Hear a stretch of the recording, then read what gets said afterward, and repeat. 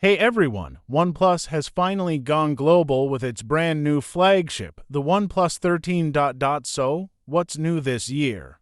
Let's break it all down in this full review. First up, the design. Compared to last year, the OnePlus 13 doesn't completely reinvent itself, but it does bring a few important upgrades.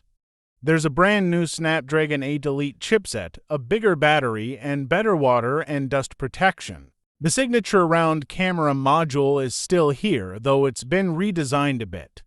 Our blue unit features a vegan leather back, while the black and white models stick with glass. Both the front and back are now flatter, with less curve melting into the aluminum frame, which itself feels sturdier this year. Speaking of durability, the protection rating has been bumped from IP65 to IP68. IP69. That means it's resistant to dust, submersion in water, and even hot water jets. And yes, the iconic alert slider is still here, clicky as ever. On the display side, not much has changed. It's the same 6.8-inch LTPO OLED panel with QHD resolution and a 120Hz refresh rate.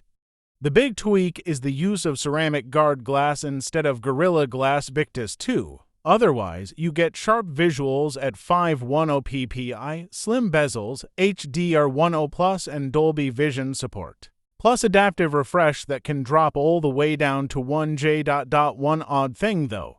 In games, we couldn't go beyond 60 FPS, even though older OnePlus phones supported higher frame rates. Brightness is solid, with around 800 nits manually and up to 1200 plus nits in auto, but it's still behind some of today's brightest flagships. For sound, the stereo speakers have gotten louder and cleaner with better quality than before. Another upgrade, the fingerprint reader is now ultrasonic instead of optical.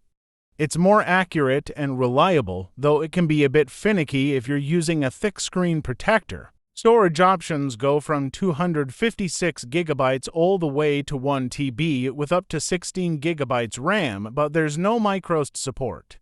Out of the box, you're getting Oxygenos 15 on Android 15. The look and feel is pretty close to Oppo and Realm since they're sister brands. But OnePlus adds its own touches like custom fonts, red accents, and of course, a bunch of new AI features. There's AI Summary for condensing text, AI Speak to read things aloud, AI Writer for generating text, Google's Circle to search, Gemini AI Assistant, and AI-powered photo editing tools like an eraser. Now, let's talk performance. The Snapdragon 8 Elite is a beast, faster and more efficient than the Snapdragon 8 Gen 3. It easily handles gaming, multitasking, and benchmarks, slotting right in with the top flagships of 2025. Thermal throttling does appear under stress, but nothing out of the ordinary compared to competitors. Battery life is another major highlight. The 6,000 mAh battery is a big step up from last year's 5,400 mAh.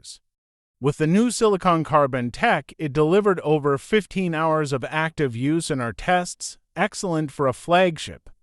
Charging is super fast too. 100W wired gets you to 55% in 15 minutes and 100% in about 35 minutes. There's also 50 West wireless charging and support for optional magnetic wireless charging. Alright, on to the cameras.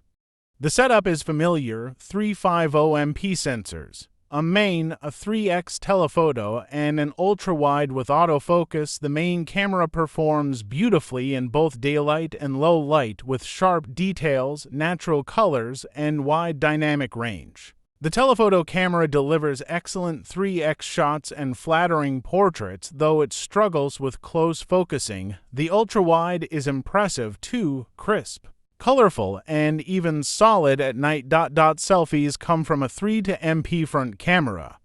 They look good in terms of colors and dynamic range, but detail isn't as sharp as you'd expect, and autofocus is missing.